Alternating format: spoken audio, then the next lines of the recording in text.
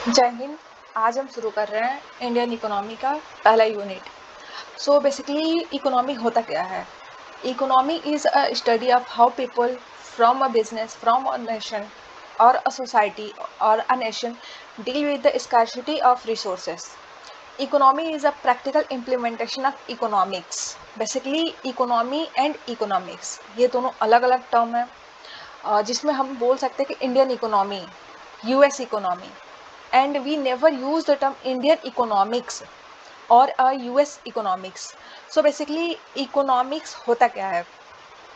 Economics जो होता है कि ये एक सोशल साइंस एनालिसिस है, जिसमें हम लोग प्रोडक्शन, डिस्ट्रीब्यूशन, कंजप्शन का एनालिसिस करते हैं, गुड्स और सर्विसेज का। ठीक है, तो फिर आगे बढ़ते हैं, जिसमें कि आता है कि जीडीपी एंड रिलेटेड कॉन्सेप्ट हम पढ़ेंगे, जिसका सब टॉपिक्स होगा GDP and GNP, terms related to GDP, method of GDP calculation, concept of GDP, saving and investment, growth and development. So अब हम देखेंगे GDP and GNP. GDP basically होता क्या है? किसी भी देश के अंदर एक साल के अंदर कितनी चीज़ें बन रही है उसे जीडीपी कहते हैं। जैसे कि हमारे इंडिया में जीडीपी कैसे कैलकुलेट होती है? इंडिया के अंदर जितनी भी चीज़ें बनती है, फिर चाहे वो इंडिया के कंपनीज बनाए या फॉरेन कंपनीज भी आकर के इंडिया के अंदर बनाए, इंडिया के बाउंड्रीज के अंदर जितनी भी चीज़ें बनेगी वो इंडिया के जीडीपी के अंदर कैलकुलेट होगी। और इंडिया के जीडीपी कैलकुलेट किया जाता है एनएसओ के थ्रू, और जो कि वर्क करता है एमओएसपीआई के अंडर में।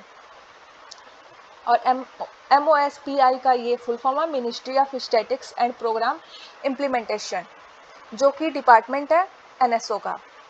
और ये जीडीपी हमारा कैलकुलेट होता है क्वार्टरली बेसिस पे, जैसे कि अप्रैल से जून तक, जुलाई से सितंबर तक, अक्टूबर से दिसंबर तक, जनवरी से मार्च तक। और इसका ओवरऑल कैलकुलेशन 1 ईयर पे किया जाता है। अब हम देखेंगे जीएनपी क्या होता है।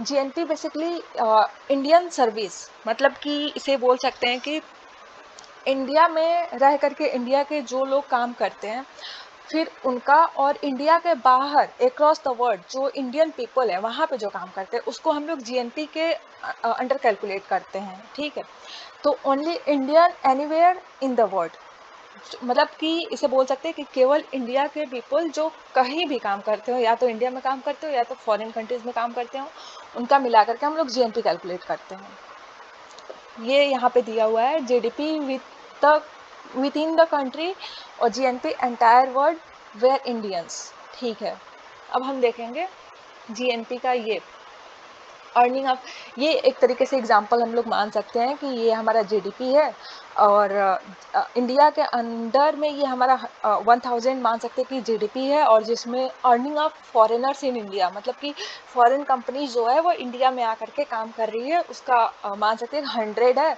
और ये earning of Indians across the world. तो जीएनपी में हम देखेंगे कि इंडिया के अंडर जो जीडीपी था उसको लेंगे, और फिर उसमें से जो फॉरेनर्स थे इंडिया के अंदर उसको हम लोग माइनस कर देंगे, और फिर ये जो इंडियन पीपल हैं जो कि बाहर काम करते हैं उनका हम लोग जीएनपी में कैलकुलेट कर लेंगे, एड ऑन कर लेंगे। ठीक है, फिर आगे हम लोग बढ़ते हैं, तो some important terms related to GDP, जिसमें आता है current price, market price, constant price, GVA, basic price, factor cost, gross saving, gross capital formation, per capita income.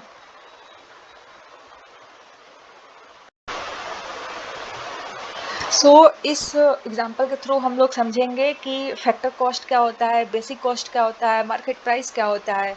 तो जैसा कि हम लोग देख रहे हैं कि मान लीजिए एक एग्जाम्पल लेते हैं, एक फैक्ट्री के अंदर एक एसी बन रहा है जिसका प्राइस है 22,000 रुपये, जिसमें जो ओनर है वो 3,000 रुपये का प्रॉफिट लेना चाहता है। तो ओवरऑल जो 25,000 रुपये आएगा ये फैक्टर कॉस्ट रहेगा। ठीक है, अब इसमें गवर्नमेंट क्या करती है कि वो प्रोडक्शन टैक्स लेती है। तो मान लीजिए कि गवर्नमेंट एक एसी पे प्रोडक्शन टैक्स लगा रही है 5,000 रुपये का, और फिर उसी गवर्नमेंट ने प्रोडक्शन सब्सिडीज़ भी प्रोवाइड कर रही है, जो कि हो रहा है 2,000 रुपये का, वो सब्सिडीज़ प्रोवाइड करा दे रही है। तो एसी जो प्रोडक्ट था उसका बेसिक कॉस्ट जो हो जाएगा वो 28,000 रुपये हो जाएगा।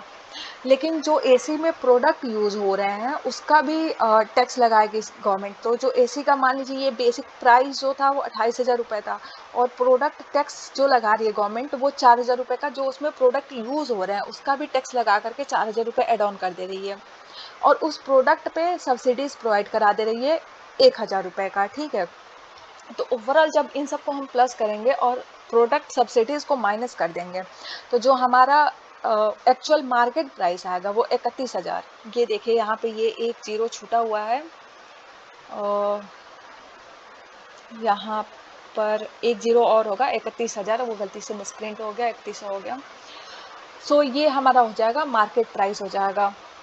और ओवरऑल जो tax discount by the government to the customer जो हो जाएगा, तो हमको पड़ेगा, मान लीजिए कि ये 25,000 का जो एसी है वो हमें पड़ रहा है मार्केट प्राइस पे 31,000 रुपये का। ये यहाँ पे दिया हुआ है बेसिक प्राइस। बेसिक प्राइस जो होता है वो factor cost plus production tax और माइनस प्रोडक्शन सब्सिडीज़, और जो माइनस मार्केट प्राइस होता है वो basic price plus product tax minus subsidies, product subsidies, ये यहाँ से निकल करके आता है। तो वो एक तरीके से इसका फॉर्मूला माना जा सकता है, जो कि बहुत ही सिंपली कैलकुलेट किया जा सकता है। और इसके कैलकुलेशन मेथड ऑफ जीडीपी, इसके कैलकुलेट करने के और भी बहुत सारे मेथड हैं। इनकम मेथड है, एक्सपेंडिचर मेथड है, प्रोडक्शन मेथड है, जिसमें कि प्रोडक्शन मेथड को हम लोग प्राइमरी मेथड मानते हैं और इसी के बेसिस पे जीडीपी पहले कैलकुलेट किया जाता है। अगर इसके थ्रू पॉसिबल ना हो तो सेकेंडरी पे एक्सपेंडिचर मेथड के थ्रू हम लोग कैलकुलेट कर लेते हैं। इनकम मेथड का तो यूज़ बहुत ही कम होता है, आई थिंक होता भी नहीं है।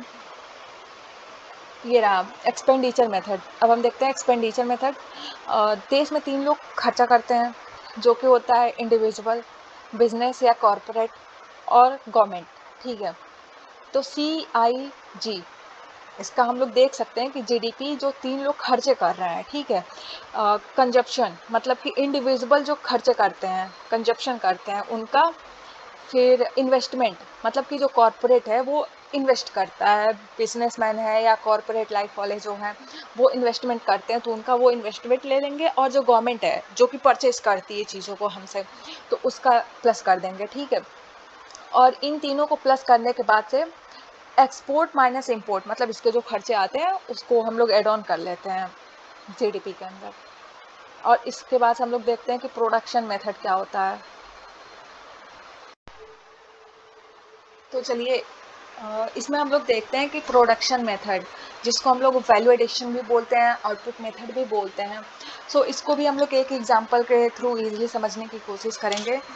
मान लीजिए कि एक एसी की कंपनी है और जो हमारा ईयर है वो शुरू होता है जीडीपी के लिए 1 अप्रैल से स्टार्ट होता है, 31 मार्च को एंड होता है। तो मान लीजिए 2022-23 के लिए हम लोग देखते हैं। तो मान लीजिए कि एक एसी की कंपनी है जो कि 21 लाख सेल कर रही है एसी का, ठीक है, 2022-23 ईयर में, जिसमें 21 लाख ये तो है। और लेकिन मान लीजिए कि 2022-23 का ये है और 2021-22 में हमारे पास ये इतना एसी बाकी था, ठीक है, जो कि नहीं बिका था 31 मार्च तक। 31 मार्च 2022 तक वो नहीं बिका था, तो उसको हम लोग माइनस कर देते हैं। और मान लीजिए कि 31 मार्च एंड 2023 तक इतना एसी हमारे पास बच जाता है जो कि नहीं बिकता है, इसमें से इतना एसी बच जाता है जो कि नहीं बिकता है, ठीक है। तो इसको हम लोग एड ऑन कर लेंगे। तो जो पिछला वाला पिछले साल का जो बचा हुआ था उसको हम लोग माइनस कर देंगे और जो इस साल बच रहा है उसको हम लोग एड ऑन कर देंगे। उसे हम लोग बोलते हैं प्रोडक्शन मेथड, ठीक है। और यहाँ पे ये कैलकुलेट करने का ये फॉर्मूला है, इसी के थ्रू ये फॉर्मूला निकला है। ये जो यहाँ पे हम लोग प्लस कर रहे हैं और माइनस कर रहे हैं उसी को हम लोग वो कर रहे हैं।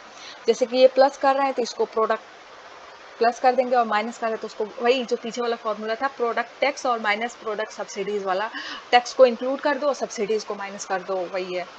और फिर ये है income method. Income method basically उतना पूछा नहीं जाता है, तो इसका ये एक फॉर्मूला होता है जिससे अगर आप लोग देखना चाहें तो देख सकते हैं, अदरवाइज इसका कोई बहुत यूज़ नहीं है।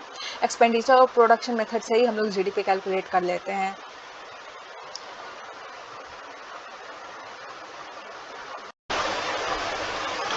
अब हम लोग देखेंगे नॉमिनल जीडीपी, जो कि है 5th largest at the global India का। और जीडीपी पर कैपिटा इनकम जो कि है 139th रिचेस्ट, जो कि बहुत ही कम है हमारे इंडिया के लिए। और India at the PPP purchasing power parity, जो कि कैलकुलेट किया जाता है आईएमएफ, इंटरनेशनल मॉनेटरी फंड, और जो कि है यूनाइटेड नेशन का सेंट्रल इन्वेस्टिगेशन एजेंसी के through. India is the 3rd largest, मतलब कि पीपीपी बेसिकली इसको बोल सकते हैं कि सामान खरीदने की पावर, मतलब कि कोई भी सामान अगर हमको परचेज़ करना है तो ओवरऑल वर्ल्ड पे हमारी पावर कितनी है सामान को परचेज़ करने के लिए, जिसमें इंडिया आता है थर्ड नंबर पे। सबसे पहला पोजीशन है चाइना, फिर यूएस, उसके बाद से India.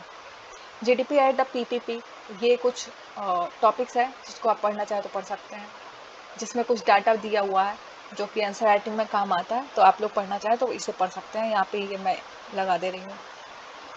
Analysis of the budget, budget को कैलकुलेट करने के लिए बहुत सारे मॉडल्स का यूज़ किया जाता है। अब हम देखेंगे बजट का एनालिसिस।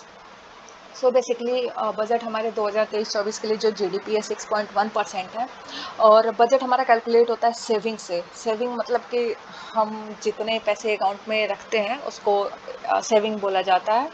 और हम लोग बैंक में पैसे रखते हैं जो कि बैंक लोन देता है इन्वेस्टमेंट के लिए, और जितना ज़्यादा सेविंग होगा उतना ज़्यादा इन्वेस्टमेंट होगा, और जितना ज़्यादा इन्वेस्टमेंट होगा उतना ज़्यादा हमारे देश का जीडीपी इंक्रीज़ होगा। So basically GDP budget calculate करने के लिए हॉरोडोमर मॉडल का यूज़ किया जाता है, जिसमें बेसिकली यही बताता है कि इन्वेस्टमेंट मॉडल, ये एक तरीके का इन्वेस्टमेंट मॉडल है जो कि बस यही बताता है जितना ज़्यादा सेविंग रहेगा उतना ही ज़्यादा इन्वेस्टमेंट होगा, और इन्वेस्टमेंट ज़्यादा होगा तो फिर बजट हाई रहेगा और जीडीपी भी इंक्रीज़ होगा। इसको कैलकुलेट करने के लिए हम लोग आइकॉर मेथड का यूज़ करते हैं। आइकॉर मेथड से बेसिकली हम लोग डिटरमाइन करते हैं कि हमारा जीडीपी नेक्स्ट ईयर कितना रहेगा। जैसे कि एजम्पशन करते हैं ना, जैसे गवर्नमेंट बोलती है कि नेक्स्ट ईयर हम लोग जीडीपी को इतना परसेंट मेंटेन कर लेंगे। सो बेसिकली ये यही है, आइकॉर मेथड के थ्रू डिटरमाइन किया जाता है। आइकॉर मेथड क्या होता है कि जो कैपिटल है, ठीक है, कैपिटल एक तरीके से मनी है, वो कितना परसेंट इंक्रीज़ कर लें, इंक्रीमेंट, कि हमारा आउटपुट रेशियो मेंटेन हो जाए। ठीक है, जैसे कि मान लीजिए कि गवर्नमेंट बोला है कि 7.5% का ग्रोथ हो जाएगा नेक्स्ट ईयर की जीडीपी में, तो वही कैपिटल और उसका इंक्रीमेंट हम लोग कितना परसेंट कर दें कि आउटपुट रेशियो मेंटेन हो जाए। अब यहाँ पे एग्जांपल के थ्रू हम लोग देखेंगे कि लास्ट ईयर करंट, मतलब मान लीजिए कि हमारा जीडीपी 100 है, ठीक है, और वो इंक्रीज होकर के 105 हो गया जो जीडीपी है, तो 5% का ग्रोथ हुआ। कैपिटल इन्वेस्टमेंट अगर हम लोग 20 का कर देते हैं तो 1% ग्रोथ के लिए 20/5% का जो ग्रोथ हुआ रहेगा तो वो 4% आ जाएगा। यही हमारा आइकोर है जो कि आता है सेविंग से आता है। तो 30% सेविंग अब जीडीपी, अगर हम लोग 30% सेविंग करते हैं जीडीपी का, तब जा कर के हमारा 7.5% का ग्रोथ दिखेगा नेक्स्ट ईयर में। आइकोर ये रहा यहाँ पे, ICOR increment capital output ratio is the amount of capital required to produce one extra unit of output. वही है कि हम लोग कितना परसेंट इंक्रीज कर ले कि हमारा जो ओवरऑल रेशियो है वो मेंटेन हो जाए। The high the ICOR the less efficient we are in use of capital. As per Herdomer model, the growth rate is equal to investment rate upon ICOR। ये हमारा जो है बजट को determine करता है, तो इन्वेस्टमेंट रेट जितना होगा उसको आइकोर से हम लोग डिवाइड कर देंगे तो रेट आ जाएगा, बजट रेट आ जाएगा।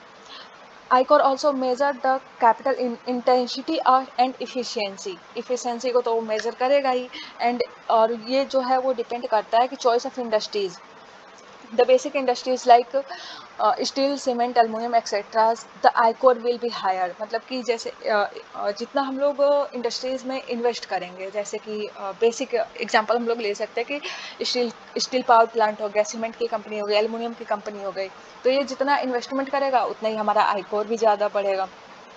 Retirement cost overrun will increase the ICOR. मतलब कि मान लीजिए कोई भी काम करने के लिए हम लोग एक पैसे लेते हैं, ठीक है, और उस काम को हम लोग जितना कॉस्ट है उतने में कंप्लीट कर दें और टाइम पे कंप्लीट कर दें, तो हमारा आइकॉर जो है वो बढ़ेगा। अगर मान लीजिए उस काम को हम लोग टाइम पे कवर नहीं करते हैं तो हमारा टाइम भी लॉस जाएगा, और जो कॉस्ट हम लोग ने एस्टिमेट करके चला है उस कॉस्ट के बजाय हमको और एक्स्ट्रा कॉस्ट लगाना पड़ेगा, जिससे हमारा आइकॉर कम होगा।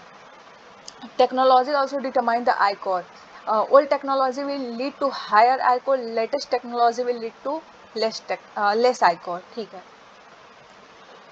ये रहा रिपोर्ट के अनुसार कि हमारा I-core कितना रहेगा और जीडीपी कितना रहेगा इस बार का। Growth and development, growth and development जो है बेसिकली डिपेंड करता है पॉलिटिकल लीडर्स पे कि जीडीपी ग्रोथ कैसे बढ़ रहा है, और जो सेविंग्स हम लोग जानते हैं कि जीडीपी कैसे बढ़ता है, तो सेविंग्स पे डिपेंड करता है।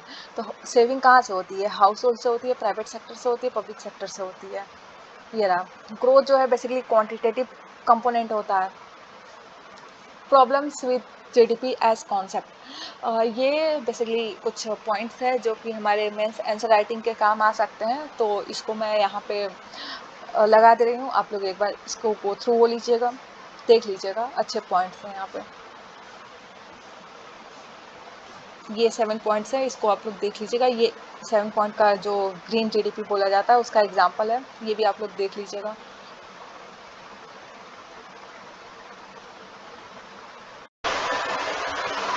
इस टॉपिक में हम लोग देखेंगे कि कुछ बेसिक इंपॉर्टेंट टर्म्स हैं जो कि है disposable income, discretionary income. So basically disposable income होता है वो हमारे सैलरी में से जो टैक्स रहता है उसको हम लोग माइनस कर देते हैं, और जो ओवरऑल अमाउंट बचता है वो डिस्पोजेबल इनकम होता है। जैसे मान लीजिए हमारा सैलरी 1000 है, जिसमें हम लोगों ने टैक्स पे कर दिया 100 रुपीज़ का, और उसके बाद से हमारे पास बचा 900, तो वो हमारा हो जाएगा डिस्पोजेबल इनकम। और 900 में मान लीजिए कि हमारा कुछ बेसिक नीड्स होते हैं, जैसे कि फूड, क्लॉथ, शेल्टर, ये हमारे बेसिक नीड्स में आते हैं, तो फिर 300 को भी माइनस कर देंगे। जो भी हमारे बेसिक नीड्स के खर्चे हैं उसको हम लोग डिस्पोजेबल इनकम में से माइनस कर देंगे, तो डिस्क्रिशनरी इनकम आ जाएगा हमारा। ये यहाँ पे इसके डिफिनीशंस है, मैंने यहाँ पे एग्जांपल के थ्रू आपको समझा दिया, उसी को यहाँ पे लिखा हुआ है, तो आप लोग एक बार गो थ्रू लीजिएगा डिफिनीशन के साथ। ये अब नेक्स्ट टॉपिक जो रहेगा वो रहेगा बैंकिंग एंड फाइनेंस। तो बैंकिंग एंड फाइनेंस को हम लोग नेक्स्ट वीडियो में कवर करेंगे। इसके कुछ सब टॉपिक्स हैं, सब टॉपिक्स मैं पहले ही डाल देती हूँ और उसके बाद से देखेंगे हम लोग आगे। जय हिंद।